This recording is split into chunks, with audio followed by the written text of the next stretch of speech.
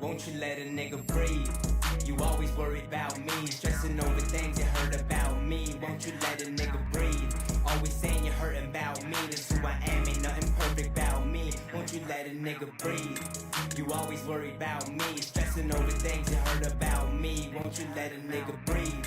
Always saying you're hurting about me, that's who I am, ain't nothing perfect about me. Won't you let a nigga back up, bitch? Why you always trying to press a nigga? If it ain't one thing, it's the next, it starts to stress a nigga. This overthinking that you doing, it affects a nigga. Patience running thin with you for real, bitch, don't you test a nigga. Ain't never been the type to show no one affection, nigga. She don't trust me, say I'm the reason she don't mess with niggas. Calls me toxic cause I ain't with none of the extras, nigga. Pushing me away, girl, once I'm gone, you ain't gon' catch a nigga. I'm feeling boxed in, I need me some space. There ain't no turning back like TK, I'm doing the race. Forget the bitch, I bag the only thing I ever would chase. Thought you was coming with sight, your number getting erased. On to the next, you should've known how I the look on your face. Get the fuck from off my phone, it's best that you know your place. These years I'll never get them back with you, they go in the waste. Got what I want and now I'm skating and you getting replaced. Won't you let a nigga breathe? You always worried about me, stressing over things you heard about me. Won't you let a nigga breathe? Always saying you're hurting about me, that's who I am, ain't nothing perfect about me. Won't you let a nigga breathe? You always worried about me, stressing over things you heard about me. Won't you let a nigga breathe? Always saying you're hurting about me, that's who I am, ain't nothing perfect about me. Won't you let a nigga breathe? You always worried about me, stressing over things you heard about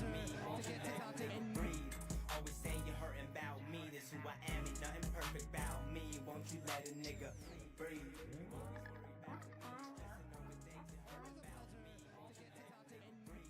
Always saying you're hurting about me, that's who I am, ain't nothing perfect about me. Won't you let a nigga breathe?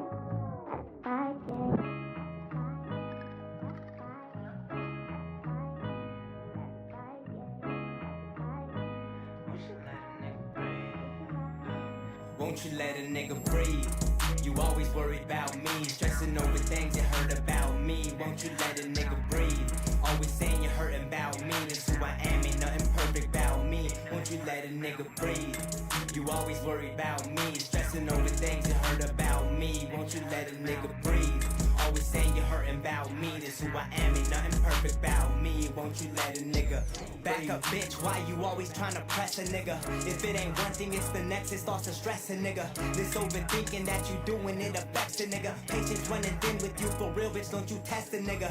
Ain't never been the type to show no one affection, nigga. She don't trust me, say I'm the reason she don't mess with niggas. Calls me toxic cause I ain't with none of the extras, nigga. Pushing me away, girl, once I'm gone, you ain't gon' catch a nigga.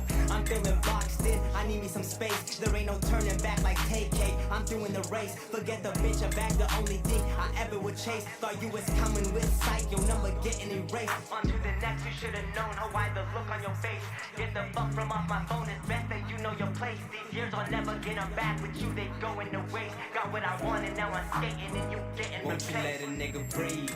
You always worried about me, stressing over things you heard about me. Won't you let a nigga breathe?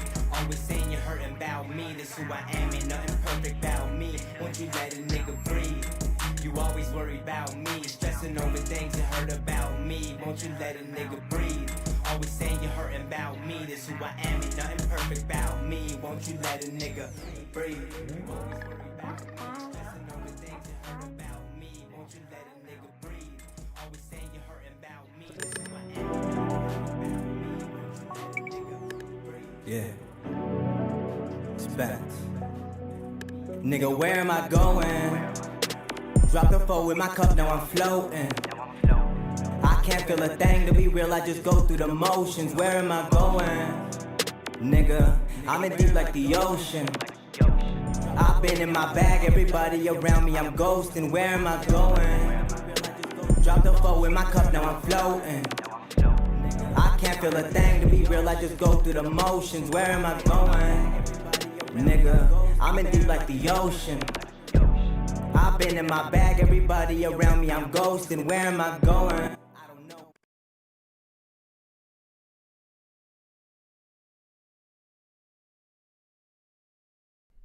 And we are going to another episode of HardFoul Radio. Appreciate you all for joining in. We are multi-streaming. We are live on YouTube, Twitch, TikTok, wherever you are listening. Appreciate it. So we got a lot to talk about today. And the setup for today's whole show was I wanted to come in and I wanted to kill a lot of these really just old narratives that I feel like, because it is unfortunately, for baseball's sake, the slow part of the sports season.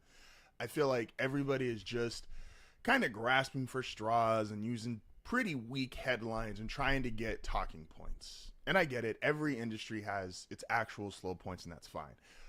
I don't think this should be the slow point of the sports season, especially when you consider where baseball's at, the rise of the WNBA. There's a lot of stuff that could be talked about. So I specifically wanted to come in today, and I'm like, can we just get rid of some of these really old, rehearsed, reused talking points that we've seen guys go on ESPN, Fox Sports, wherever you listen, wherever you're getting your sports media, and just can we stop the same old bullshit, right? Like, fans aren't stupid or that slow to where they'll just continue to allow this forever. In my opinion, I got faith in you guys. But then we got some breaking news a couple hours ago, and it still kind of goes with the theme, but I feel like it has to be addressed. And that is TNT matched the $1.8 billion that Amazon put up for NBA coverage. And now, obviously here, there's history, right? We love Inside the NBA. It's been probably for the length or the majority of its entire run, it's been the number one sports show on television. Now, it's seasonal. Obviously, it's not running every single day or the entirety of the year, strictly during basketball season, but it's been so great for so long that it's just kind of ingrained in our basketball minds. When you think of the NBA, Inside the NBA comes along with it. And there was fear, skepticism, whatever you want to, everybody's own reaction to potential this going away. Now, I think there's two things here. A, I think there's the business side in my brain, or the business side opinion that goes, I don't think TNT's serious about this, because when you're Amazon and you have the kind of resources Amazon has, if you really want something, you're going to go get it.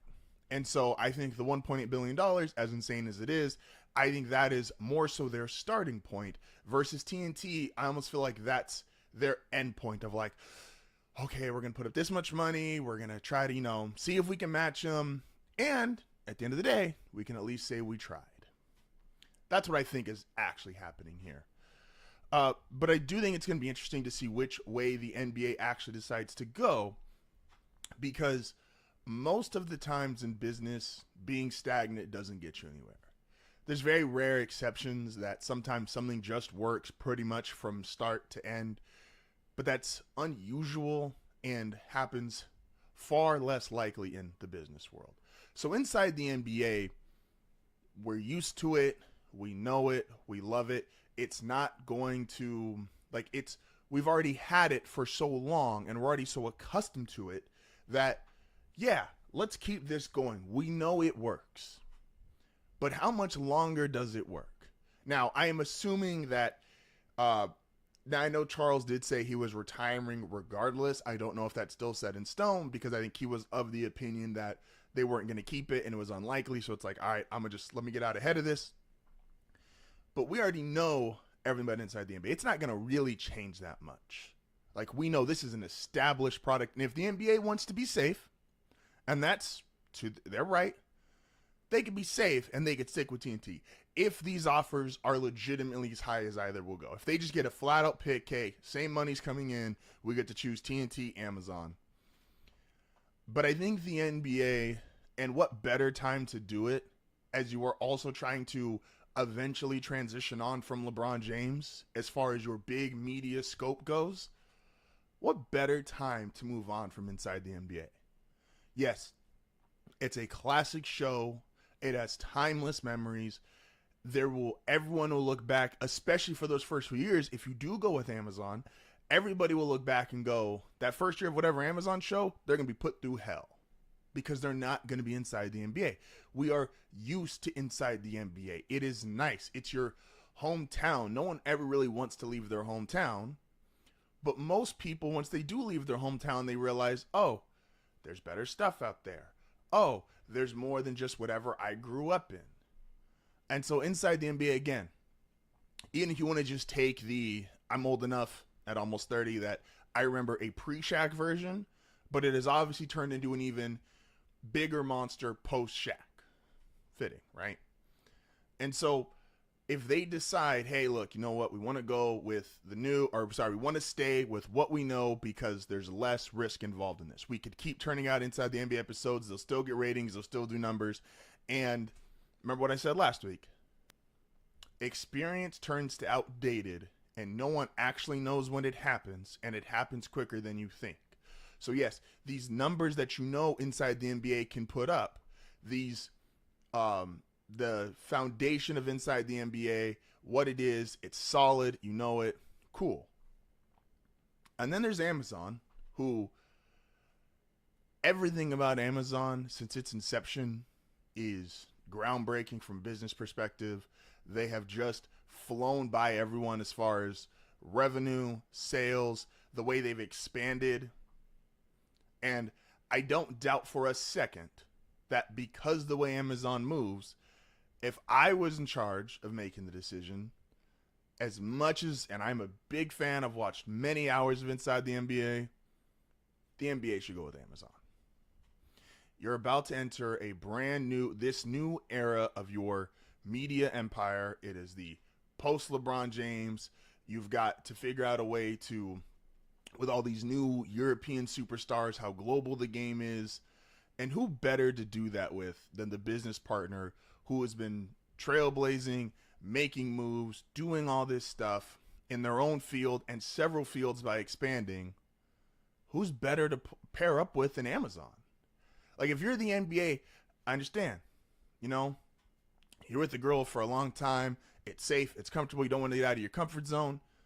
You're with the guy, safe, comfort zone, etc. You don't want to leave him just to leave him. But the reality is, this other person might push you more. They might get you to achieve more. They might just flat out be the better person for you, but they do come with risk. And so, again, we acknowledge Amazon has risk. But the NBA, if I'm the NBA, get over the fear, get over the nerves, go sign with Amazon. We love Inside the NBA. It had its run. It had its time. And now, and especially because it's been around for so long, at some point, it will no longer be what it was. We just last week got the retirement of Skip Bayless, or almost essentially retirement of Skip Bayless. He's leaving undisputed. At one point, Skip was number one on top of the world, ratings through the roof. He's no longer that. And that same thing will happen to Inside the NBA. And Turner has already shown you they're not going to invest much more than what they've currently got into the show, as well as this final bid to keep it for however many years in this new media deal. It's also for the players, and if you're a NBA player, aspiring NBA player, this is all more money for you in the long run. Like, if Amazon gets there, and Amazon's going to up this deal, and it's going to be worth more and more, 10 years out, 20 years out, 30 years out, which means essentially more money for player contracts, more money's coming in, more revenue. This is going to be good for everyone. It's going to be a fresh start. It's going to be new. Like I said, we are here today to kill narratives. We are here to put the past away. Inside the NBA, an iconic sports show, but it's part of the past now. All right, so this is another thing that's been coming up the last couple hours. So, and I did want to talk about LeBron and the Olympics and some other stuff, and that is part of killing old narratives, but I want to address this one first. This is a current narrative that's happened the last couple hours. But I feel like this happens every Olympics, and every time I hear it, it sounds more and more stupid. I do believe wholeheartedly that, and I've worked with a lot of people, some who I really enjoyed working with, some who I couldn't stand. You understand, and you know, especially if you are a quality worker yourself, what it's like to work with more quality people. You understand when it sucks to go to work because everybody there, I used to always have a term, they're there to get high and get hot Cheetos. That's all they give a fuck about. That's what they're going to do. And then you have people that want to promote, people that want a better place inside the company, people that just have a natural work ethic that inspires them to do more. And the more you're around those people, the more you really appreciate it because you've been on the other end where you've been with just the weed and hot Cheeto kids. And that sucks to be with just them, especially if you are an above average worker, because you will inevitably have to pick up and do even more just to compensate. Because if you care about your job, like in my previous job, the way that it worked, I had to do even more because I wanted the job or the program to look a certain presentable because it reflected me. So I would pick up the slack of some of these other people. So if you're a quality worker, you understand what it's like to work with other quality people. It's great, especially as you promote and you get into different levels and you're dealing with other managers or other high-end employees. You're like, wow, this is really nice. And so sports are no different. Every time at the Olympics, they get, it's not quite the 12 best players, but it is 12 all-star plus all-NBA guys on one team. And they all look great, right? And these guys sit there and they look around and they're like, okay, this is what it's like to have, 2, 3, 4 all-NBA teammates, 5, 6, 7 all-stars. Like, this is really fun. This is great. It's not just, oh, we're playing well. It's like, no, I know these guys are going to come out and be great every single night because they're other all-NBA caliber players, right? Like, we heard this, and we're going to talk about the Heatles in a little bit. That was one of LeBron's things when back in that 08 team. He played with Kobe and D. Wade and Chris Bosh and Darren Williams and all these other guys. And it's like, wow, I've been playing with Zydrunas Ilgauskas and Anderson Varejao and Mo Williams, and no disrespect to those players, but the quality of his surroundings got better. And he was like, oh, this is really good. I could do this. And that eventually, with a couple playoff losses, turned into, I want to go play with these guys for 82 games, not just for the handful of Olympic games. So that's valid. What's not valid is overrating guys' performances in the Olympics because of that very same factor, which is they're a little more open because there is other all NBA guys on the court with them.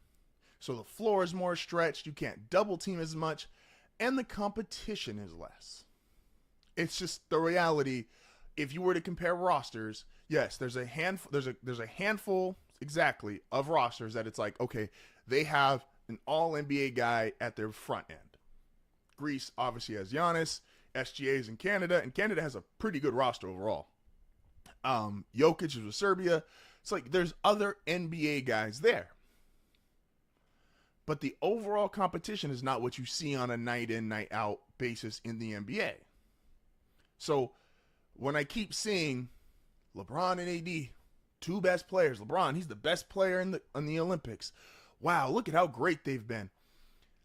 Compliments are fine. I'm not against that. I'm not here to give a hate LeBron speech.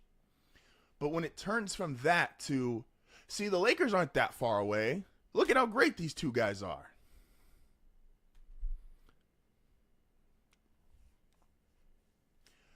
The Lakers' problem has never been, are peak LeBron and Anthony Davis good enough? That's never been their issue. It's just, I'm sorry, they've never woken up as a Lakers fan or an executive, someone in the building, been like, you know what?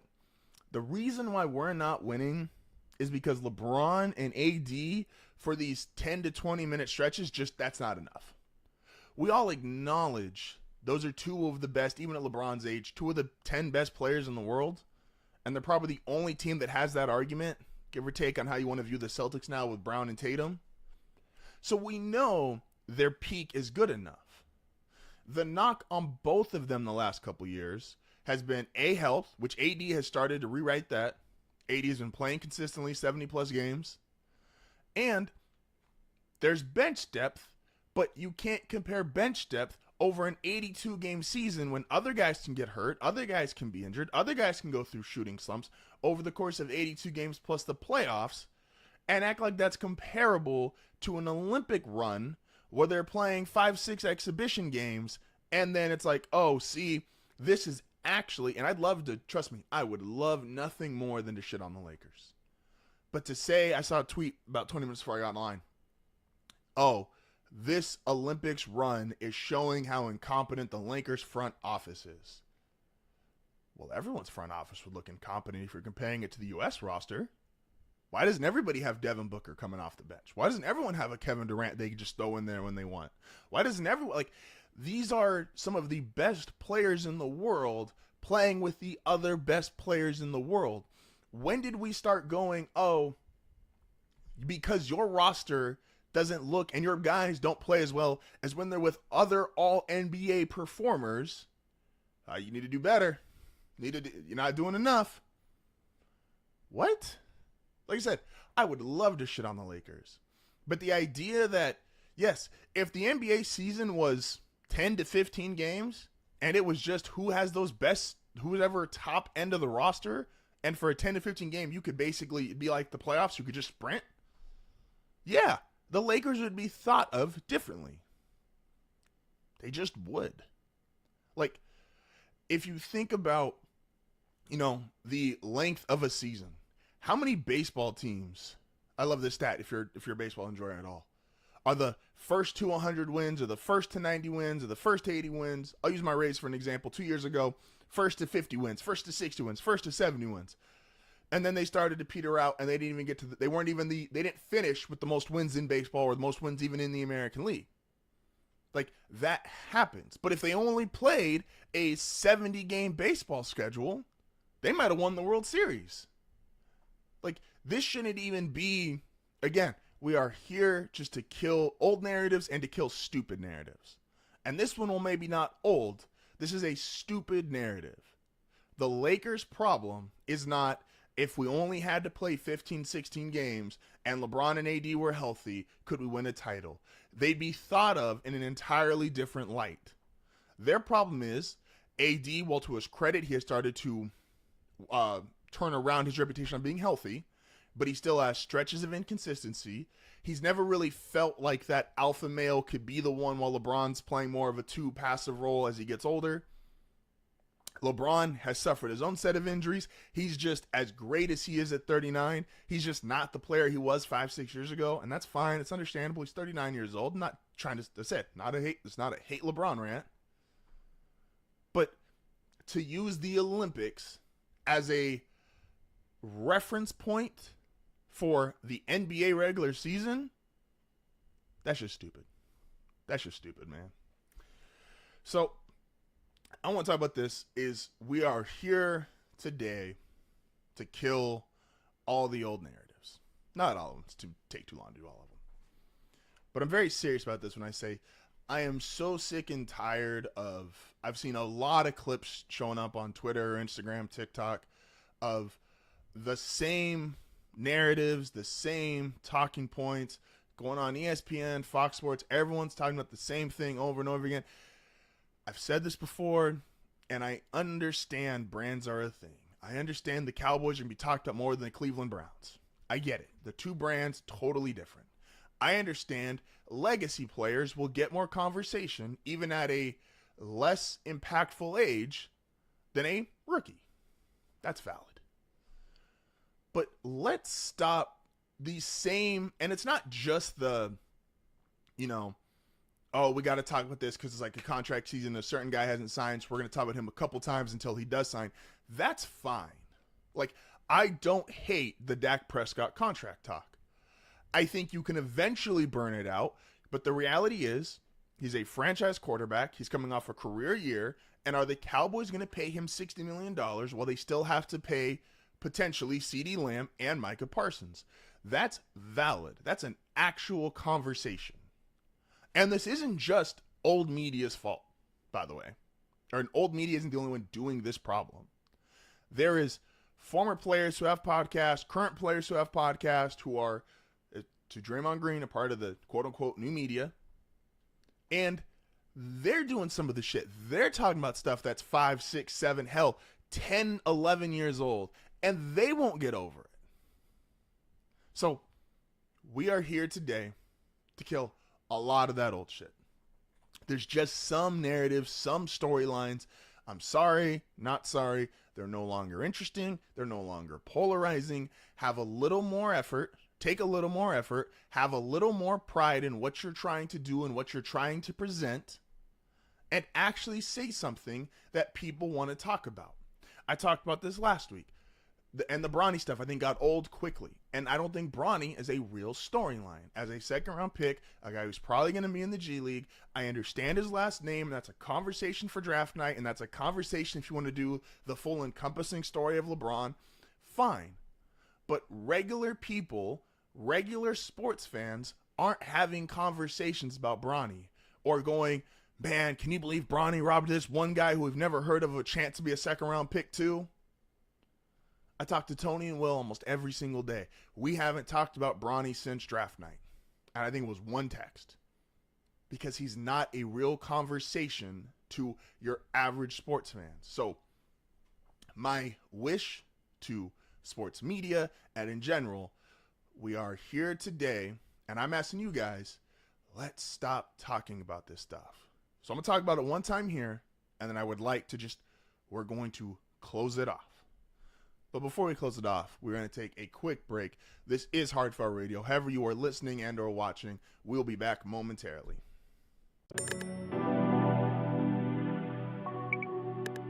Yeah.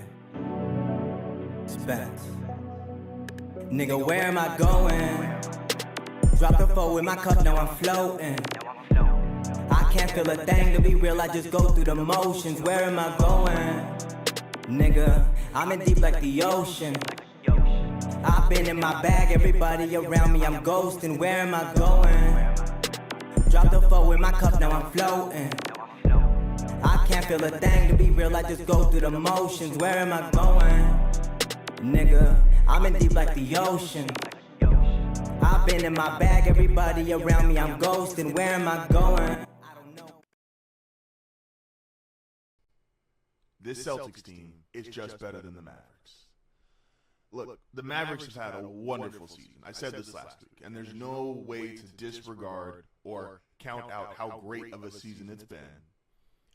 But the reality is, the Mavs were a 5 seed. They were down 20 to the Clippers. They lost. They kept bringing on the telecast how many times they lost game 1, but then they rebounded. This team, while they are on a hot streak because their best player is currently playing some of the best basketball of his life, that works when it's comparable. It works when you're right there with the Clippers, or you're right there with the Oklahoma City Thunder, or you're right there with the Minnesota Timberwolves. And those are all 50-win teams. They all have great seasons in their own rights. But the Timberwolves were young. The Thunder were young. The Clippers, well, they're the Clippers. We've been waiting for years for the Clippers to figure it out. This Celtics team is just better than the Mavericks. And we are back. This is HardFoul Radio. Appreciate you guys for joining. So we're going to kill 2 basketball takes. And we're going to try to kill them and put them in the ground and never discuss them again because there's no need to. Specifically these 2 points, right? Like, I'm not saying that these players or the people involved are not worth discussing. These specific talking points, however, are, well, this first one's well over a decade old. So Melo has a show, 7 p.m. in Brooklyn. I like it. Him, Jesus, really cool show. I've listened to some episodes. And I got this from Tony because Tony sent the link over. I hadn't seen this episode yet. And he was like, some of these shows should really just switch to other topics during their slow season. So obviously, yes, there's baseball and there's WNBA going on, but Melo, Jesus, mostly NBA stuff, old stories like that, right? Melo's talking about, D-Wade was just on this last episode, and they're talking about, I almost joined, I think Melo said this the episode after, but Melo said, I almost joined the Heat, but I wasn't comfortable being a third, fourth option at that point in my career, assuming LeBron, D-Wade would have been ahead of him, and then him and Chris Bosh are fighting for that 3-4 spot. Man, look, I get it. The Heat happened. The Heatles happened. LeBron, D-Wade, Bosh. That was a moment in NBA history. 4 straight NBA finals. There is things about that mini dynasty, whatever you want to call it. I don't really want to argue semantics here. But it wasn't even the most, and we're being serious, while the press conference and the decision were huge, and you could argue, if you want to say most memorable things to come from the Heat mini dynasty, was the decision and it's about damn time. Like, you could argue those are the 2 most memorable things to come from it. And that's insane. I'm going to tell you why it's insane in a second here. Other than that, it's not the same feel as like the Showtime Lakers, or the same feel as the Bad Boy Pistons, or Jordan's Bulls, or the Shaq Kobe Lakers. They just weren't. And that's not any fault of any of the players. That's not any fault of any of the fans. And it's crazy to think about, because this team almost set the regular season win streak. They won 20-plus games. They went with 24 games in a row. And that's not even really discussed when you talk about the Heat, LeBron's time in Miami, or the Heatles era. 4 years, it's hard to say it's quite an era, but we get the point. But we don't talk about the product on the floor. We don't talk about the long win streak. We don't really even talk about the MVPs. We talk about the very first title specifically. It's about damn time. Some people talk about the fact back-to-back, but it's about damn time. And I'm chosen to take my talents to Miami. Those are the top 2 things we talk about from that Heat dynasty. And we need to stop. And Melo, and I love Melo. I have Melo rated higher probably than most people. Melo is one of the best scorers I've ever seen in my life. In real time, it's him, Durant, and Kobe for me. Like, those are the 3 best scorers I've ever seen in my life. And I love, every time I see the clips on Twitter of the Western Conference Finals, him and Kobe going at it. Love Melo as a player. Big fan. But let's stop talking about this.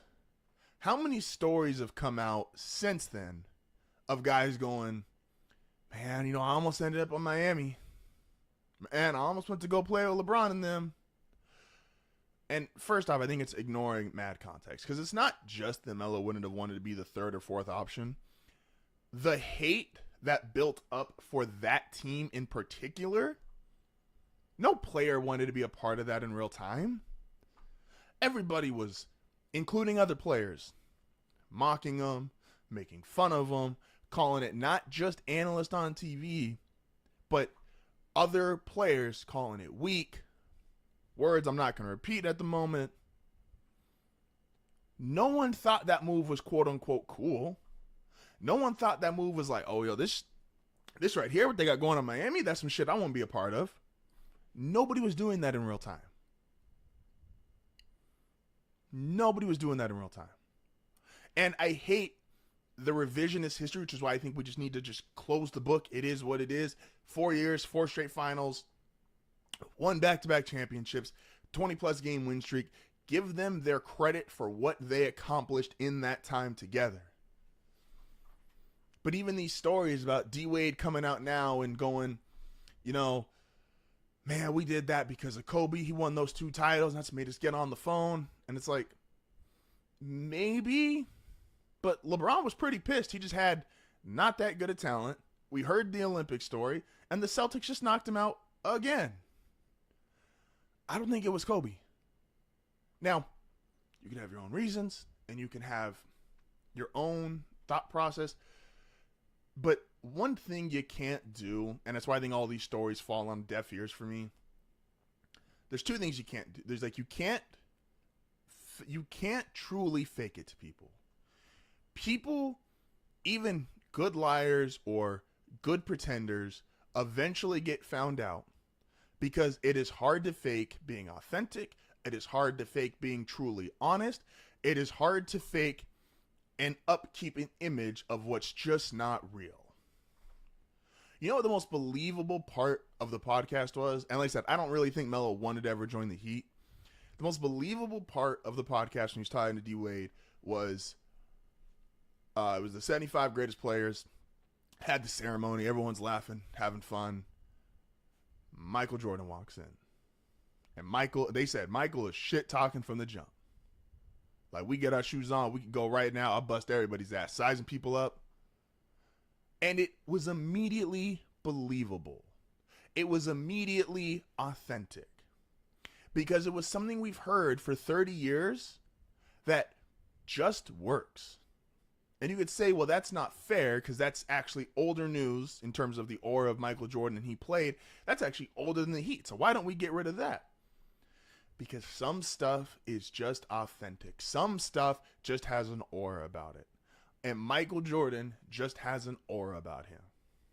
That's why, and LeBron has this in other degrees. I just don't think it matters with the Heat. I think that Cavs title, I wish they had stories coming out of there. I wish there was more stories about that 2016 Cavs team than the entire time of LeBron in Miami. Those stories just don't feel authentic. They don't feel legitimate. And obviously, far be it from me, never made the league, never played on a professional team. All that stuff's good. Cool. But let's stop talking about, well, I was almost going to go to Miami, or, oh, I was going to do this. Like, none of you, after LeBron, D-Wade, and Bosh got there, A, couldn't afford it. B, no, everybody was shit talking from media to other players, former players. Like, if KD doesn't go to Golden State, LeBron to Miami, by current players, former players, media analysts, that was, up until KD went to Golden State, that was the weakest move ever. That was the, oh my gosh, I can't believe you just did that. So don't stop rehashing these stories that they don't feel believable. I don't think they actually happened. And Melo, you are a great player. There's other stuff we want to hear from you. You got a whole 15 plus year career of being great. And you were great off rip. Stop talking about Miami. Like, everybody, please, just stop talking about Miami. It's not, I just don't believe it, right? So let's take the whole Heat franchise, the whole Heatles mini dynasty era, whatever you want to call it. Stop talking about it. It's moot point, move on. There's other stuff to discuss. Let's transition from that to another story, a current story for basketball, and that is regards to the women's game. Sometimes, because of the way stuff can be presented or shown or demonstrated, or how well someone speaks or maybe affects if you're watching a video, we almost believe what they're saying is true. I've learned how to do this decently well, I would say. But it's this art of soft bullshitting. Right? Like, because I'm going to say it in a manner, or I'm going to phrase it a certain way because I want to get this point across. And a lot of the stuff I've heard in regards to the early part of the WNBA season, they just hit the All-Star break. I don't know if we can keep calling it the early part anymore. But it was, oh, the other players want to make Caitlyn, quote unquote, earn it. And I just think that's unfair because they're clearly putting a target on her back and they're being extra with her versus the other rookies. First off, while I won't deny that there is potentially other players that maybe felt away because of the kind of attention that Caitlyn automatically brought when she came into the league, I'm not going to say that there aren't those players existed that were like, yeah, I don't like her. She has rubbed me the wrong way. It does already feel like she's a star without quote unquote earning it. But so what? You have to understand when in sports, especially when you do build some of these bigger brands, it gets passion out of people. It gets emotions out of people because this brand was built on, all brands are built on the back of the consumer. And for sports, the consumer is a fan. What is fan short for? Fanatic. We are all insane. Every single one of us. If you are a sports fan, you should go to the doctor, get diagnosed. You are clinically insane. Trust me. Been doing it for years. Insane as hell in my head. And so because of that, we have these reactions and emotions that don't really make sense, but we go with it because it's part of the sport. If you've ever had an entire week ruined because your favorite football team got smacked up 35-10 and it ruined your Sunday and your entire week, you know what I'm talking about. Best thing they ever did with Thursday Night Football is your team could get smacked up on Sunday and you can come right back on Thursday and be like, all right, cool. Don't have to lose my whole week. If they went on Thursday, I can be happy for the weekend. Real story. I went on vacation. Denver lost twice. Ruined my whole vacation. But so because of that, you're dealing with irrational people. And so some of these sentiments are therefore irrational. Yes, there's going to be someone who doesn't like Caitlin Clark because she has extra attention. These are all athletes, all high-end competitors. And in the WNBA, up until this new deal got confirmed that there was for sure more money coming in, none of these other players had a guarantee that any money Caitlin Clark brought in would ever go to them. There was no guarantee because a lot of WNBA players aren't guaranteed to even be on the roster at the end of the season, hell, next month or next week. It is an evolving league, and therefore its players don't have the same kind of comfort that NBA players have with fully guaranteed contracts or NFL players do with signing bonuses or money up front. Like, the money is just different. There is no guarantee Caitlin could bring the WNBA $1 billion.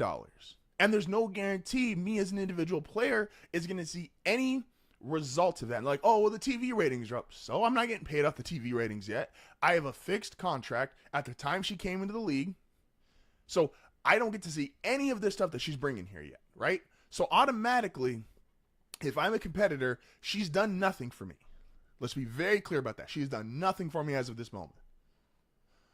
And B, let's just not act like this only happens in women's sports or act like it's not okay when it does happen in women's sports. You know who in recent memory I think got it even worse than Caitlin? Anybody remember Lonzo Ball's first 10 to 15 games? And Lonzo didn't even say anything, do anything really. Lonzo was very well spoken, very soft spoken, you could argue, at college. But his dad was loud. And people didn't like his dad, including other players.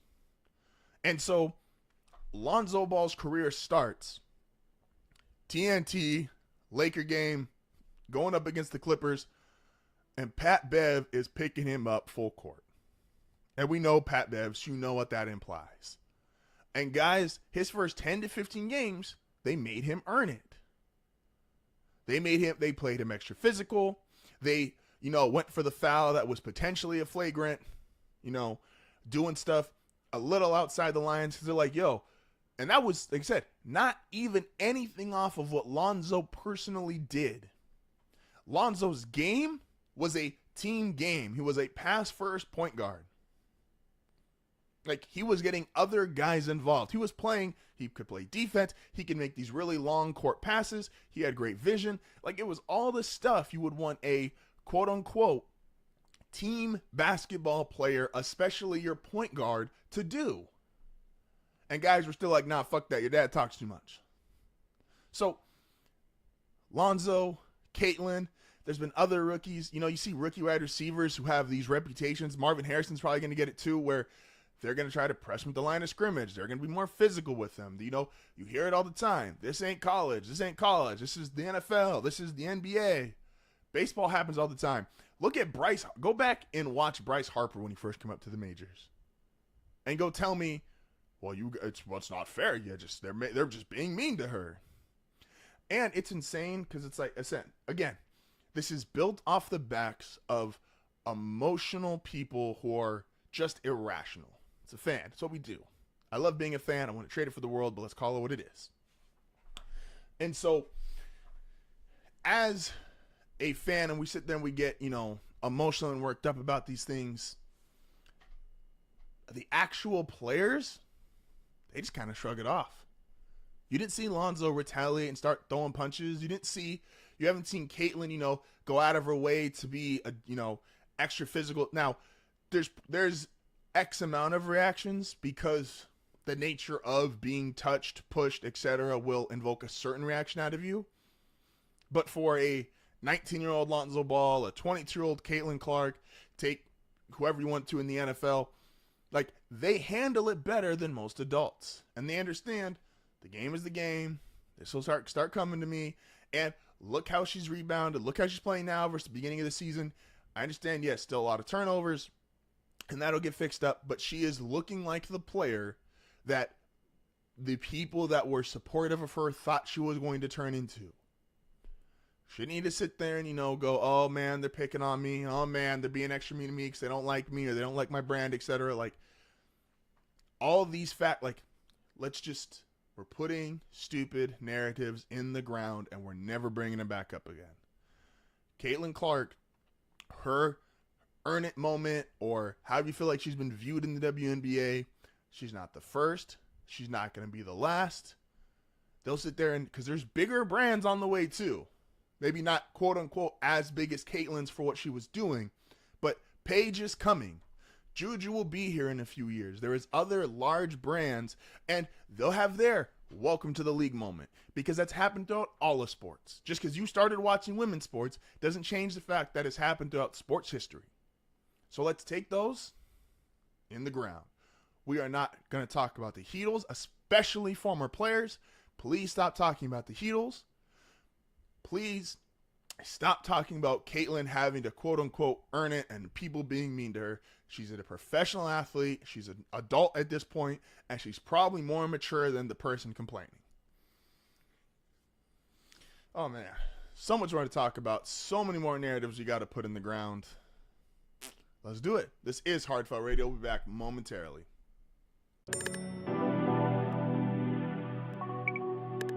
Yeah. Spence. Nigga, where am I going? Drop the four with my cup, now I'm floating. I can't feel a thing to be real, I just go through the motions. Where am I going? Nigga, I'm in deep like the ocean. I've been in my bag, everybody around me, I'm ghosting. Where am I going? Drop the four with my cup, now I'm floating. I can't feel a thing to be real, I just go through the motions. Where am I going? Nigga, I'm in deep like the ocean. I've been in my bag, everybody around me, I'm ghosting. Where am I going?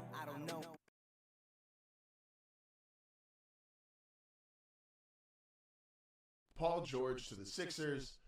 I think this should matter. I think it does matter for the optimism of the fan base. They also just re-signed Tyrese Maxey. But I also think the reality is Paul George to the Sixers, all it does is slightly change the odds of how much they'll lose by if Joel Embiid still goes down. Do not be mistaken. This is still a Joel Embiid or bust team that the Sixers have. If Embiid is healthy, he's there for the playoffs. They have a chance because he is that talented. He also has to perform, which was his problem last year. I understand it last year was more nicks and bruises versus him outright being out. But Paul George, great player, coming off a career-high shooting from three. But the reality is the Sixers are only going as far as Embiid, and that's with even the emergence and how great Max. Paul George to the Sixers, I think this should matter. I think it does matter for the optimism of the fan base. They also just re-signed Tyrese Maxey. But I also think the reality is Paul George to the Sixers, all it does is slightly change the odds of how much they'll lose by if Joel Embiid still goes down. Do not be mistaken. This is still a Joel Embiid or bust team that the Sixers have. If Embiid is healthy, he's there for the playoffs. They have a chance because he is that talented. He also has to perform, which was his problem last year. I understand it last year was more nicks and bruises versus him outright being out. But Paul George, great player, coming off a career-high shooting from three. But the reality is the Sixers are only going as far as Embiid, and that's with even the emergence and how great Max. Paul George to the Sixers. And we are back. Thank you guys for joining us. However you are listening, watching, don't forget to check out the live streams. We are starting this week live, YouTube, Twitch, TikTok, wherever you want to come see us. We are out here. So this one's interesting, right? So want to make sure I say this carefully because I always hate when I don't like being critical of players that I actually like. Again, that's the fan side of me. I am a fan first. I'm a critic second, despite doing this show. I'm going to sneeze.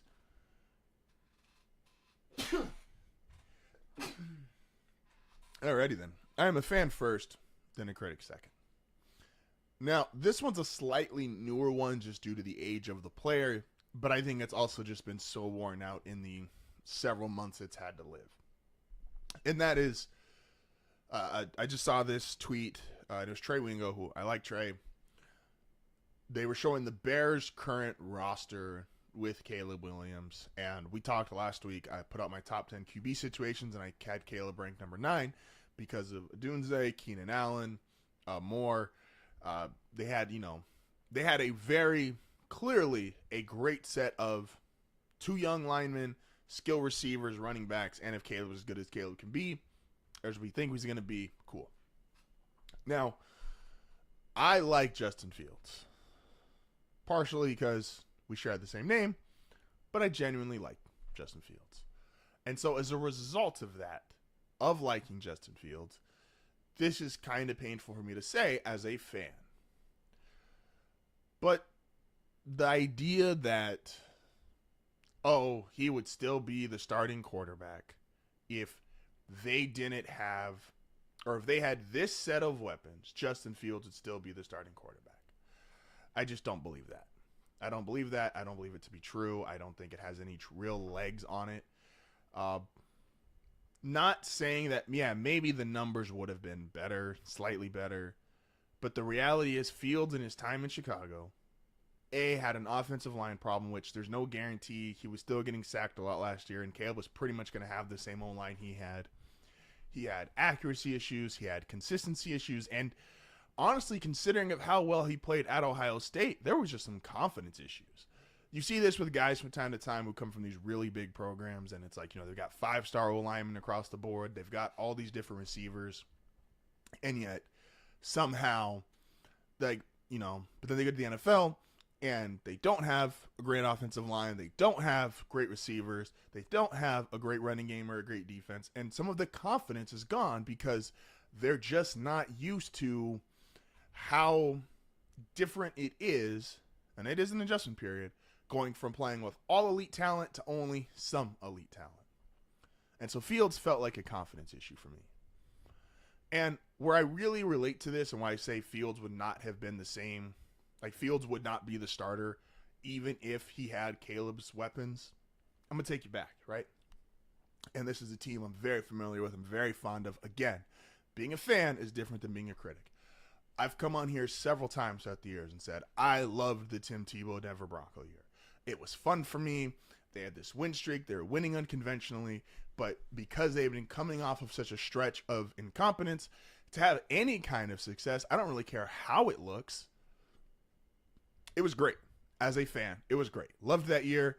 I tell everybody, my favorite moment as a Bronco fan was Tebow to Demaryius Thomas to win in Pittsburgh. Even more so than the Super Bowl. Like that specific memory, I still remember literally jumping up and screaming when it happened. It was fantastic.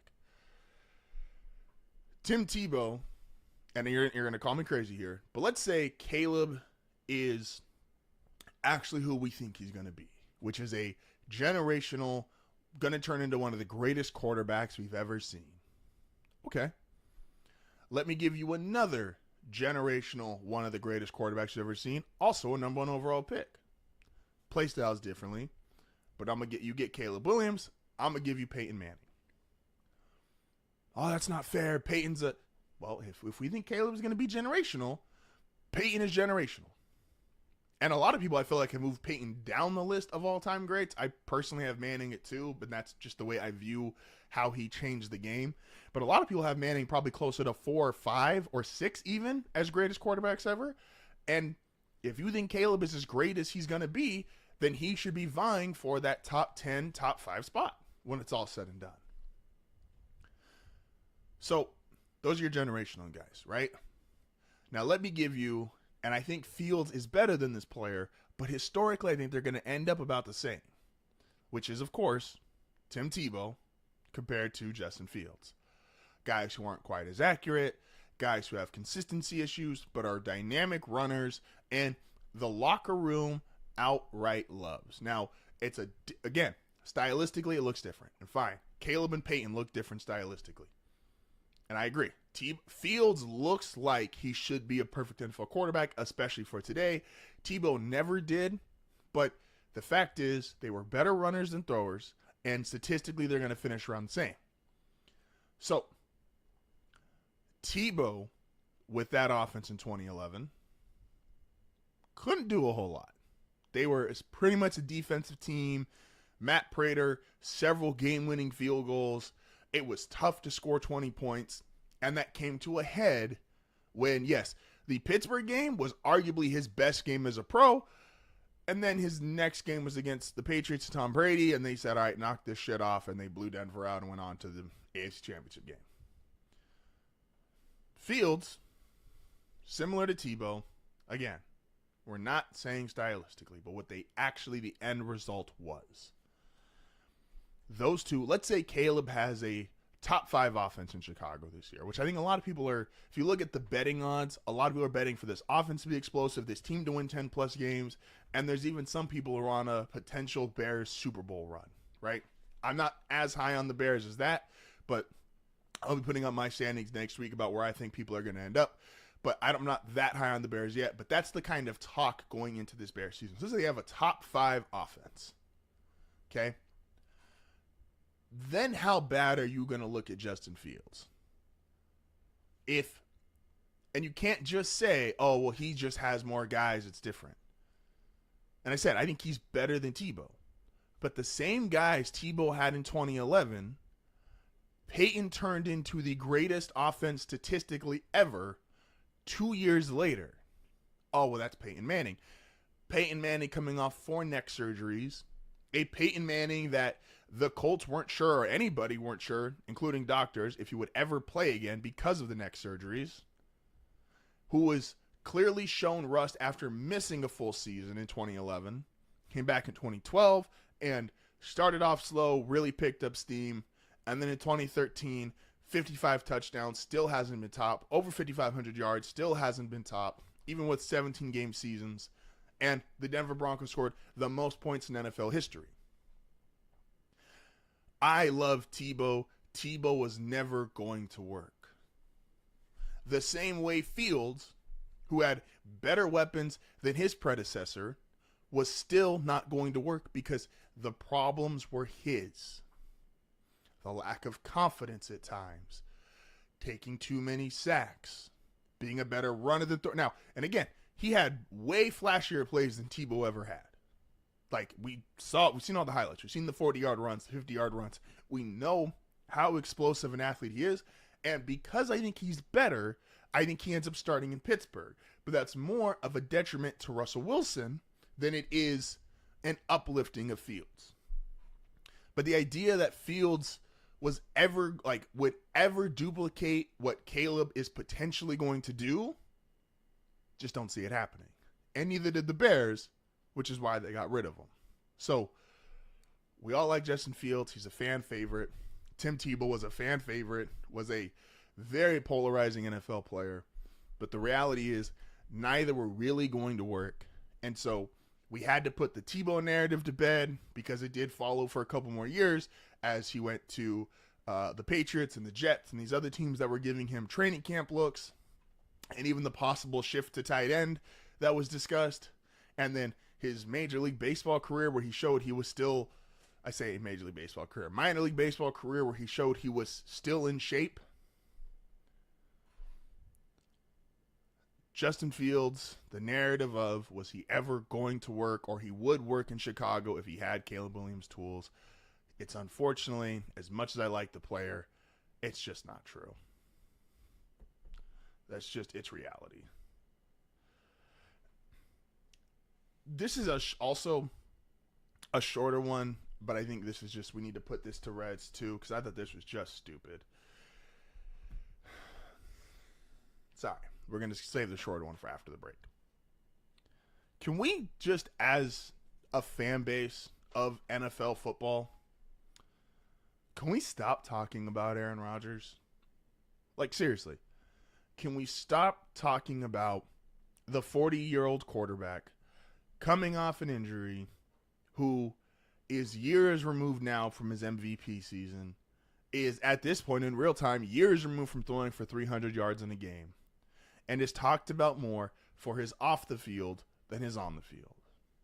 Like, can we just stop? I understand. And I love Colin. I listen to Colin almost every single day.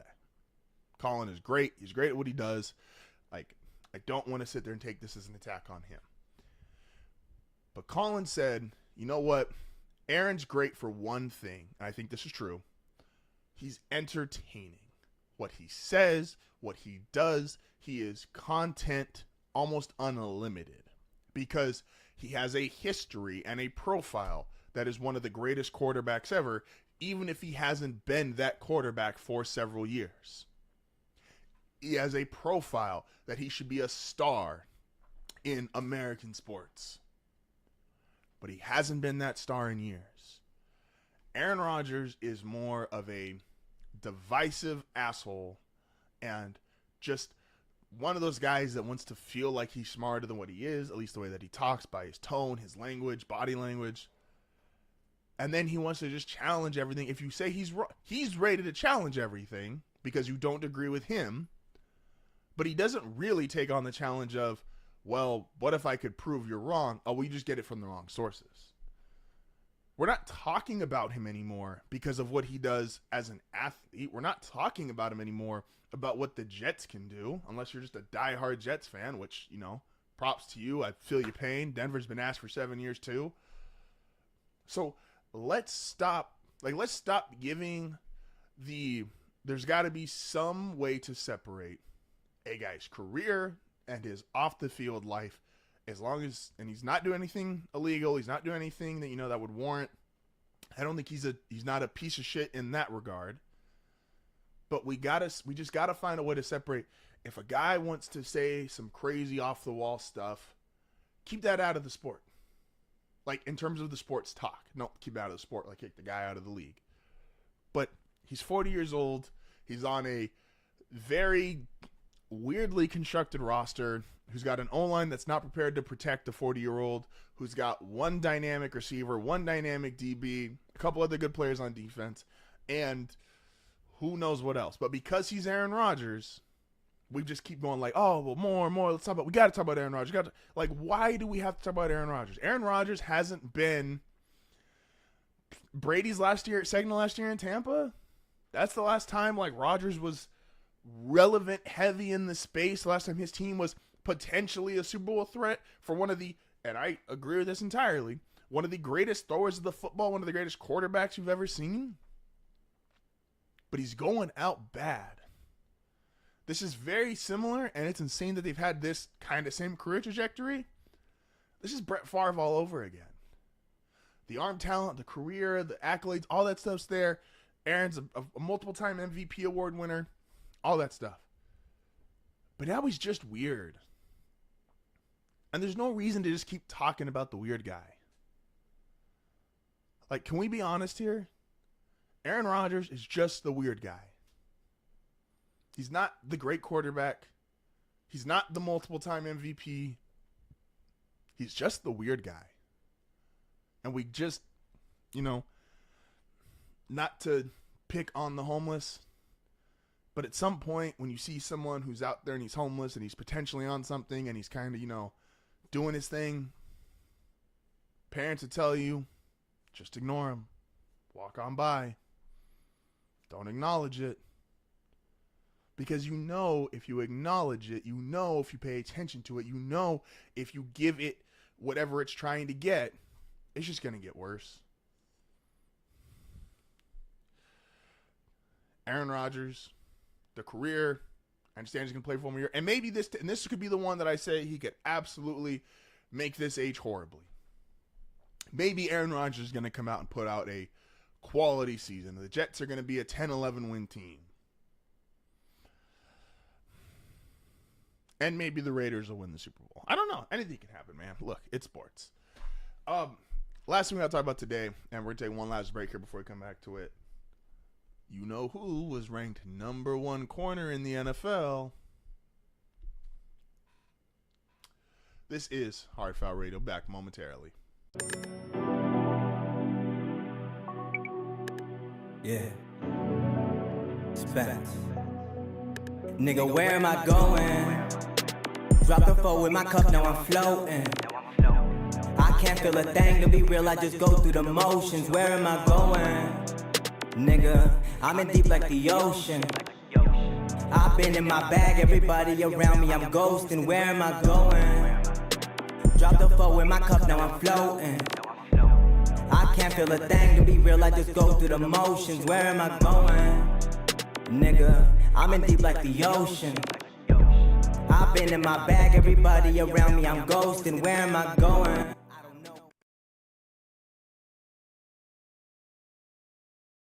Whether or not Michael Jordan has a Defensive Player of the Year award or not does not change his actual greatness as a defender.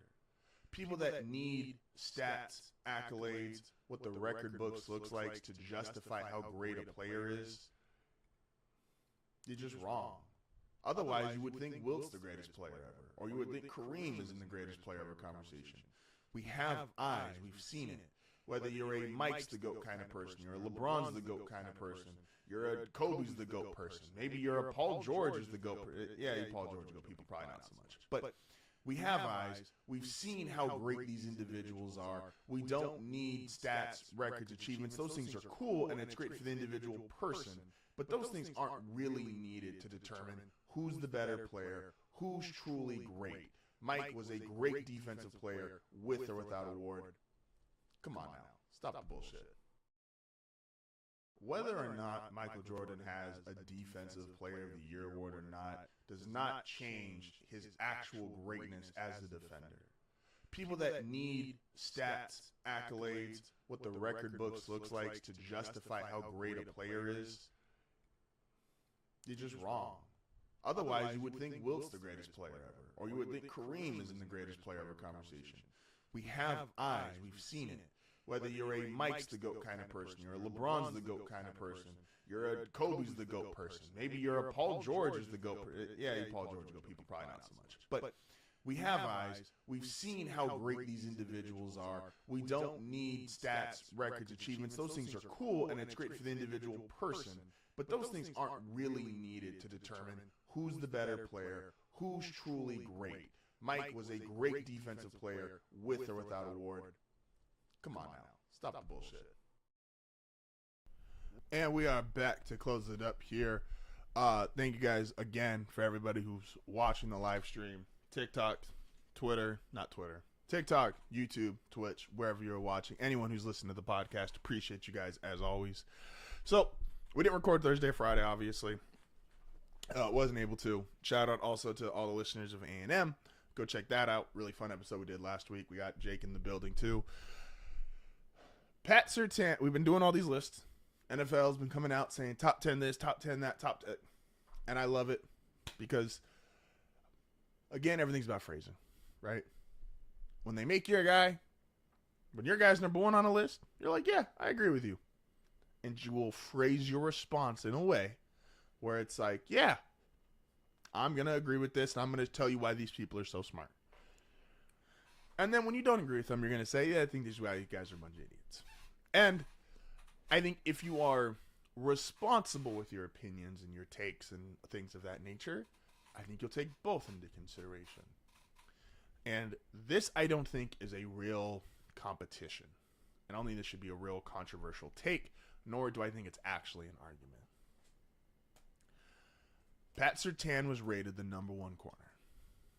Now, other NFL guys, players, will tell you Sauce is the best in the league.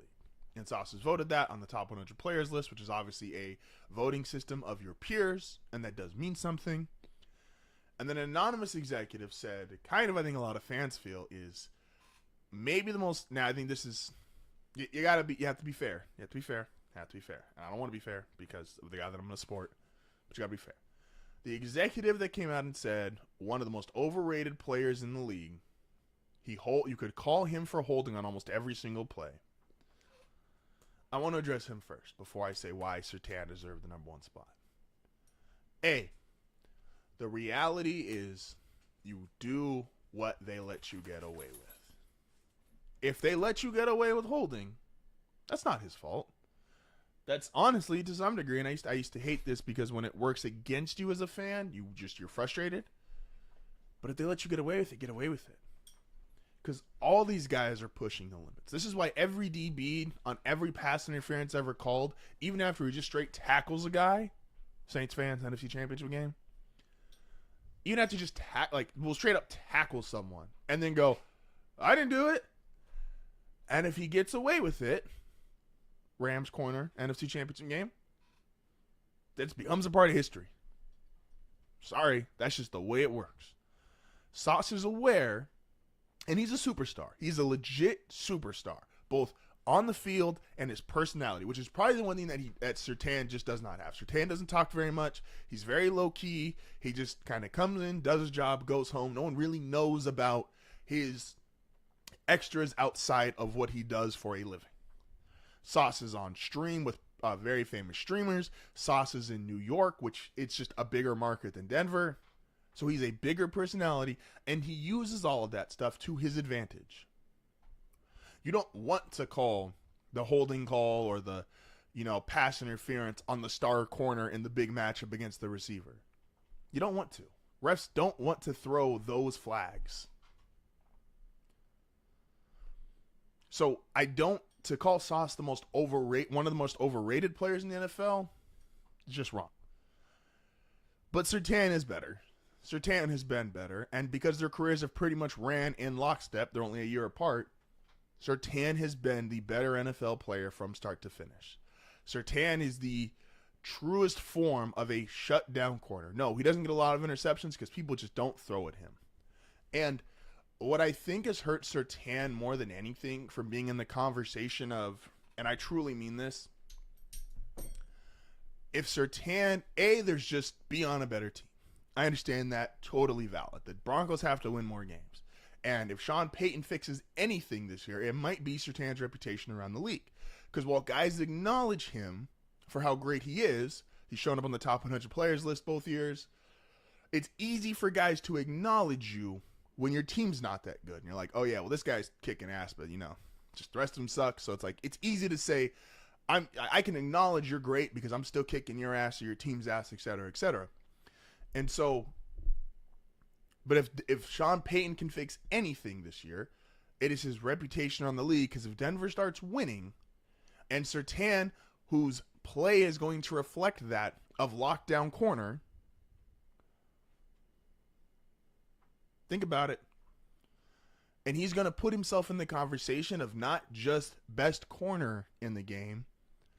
He's going to put himself in the conversation of best defensive player. I'm so serious, and I say it's the best corners I've ever seen in my life in real time. Obviously, you got to go Revis. And then for me, Champ Bailey would be 2.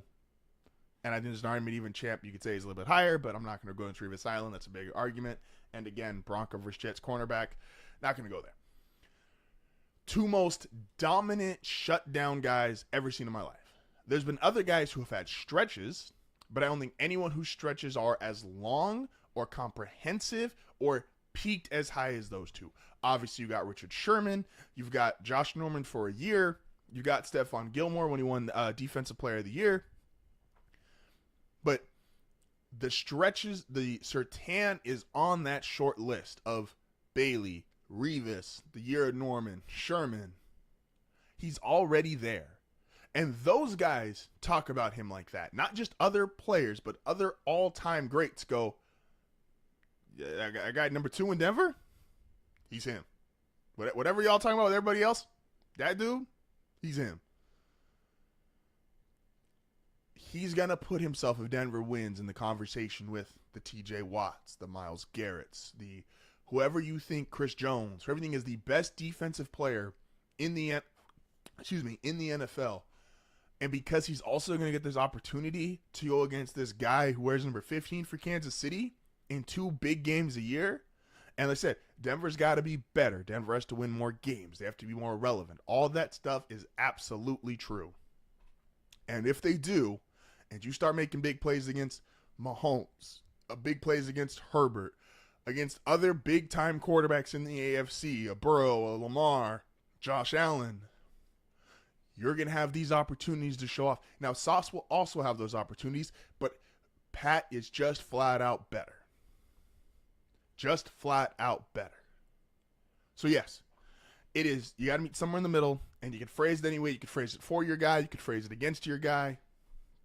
Whatever you want to do.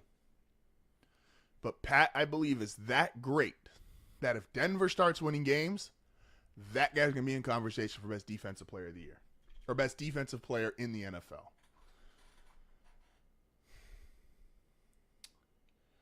I want to address, this is my very last thing here before we die. I'm going to be quick. This was so stupid that this narrative of, this is very short-lived, and I just would like to kill it immediately.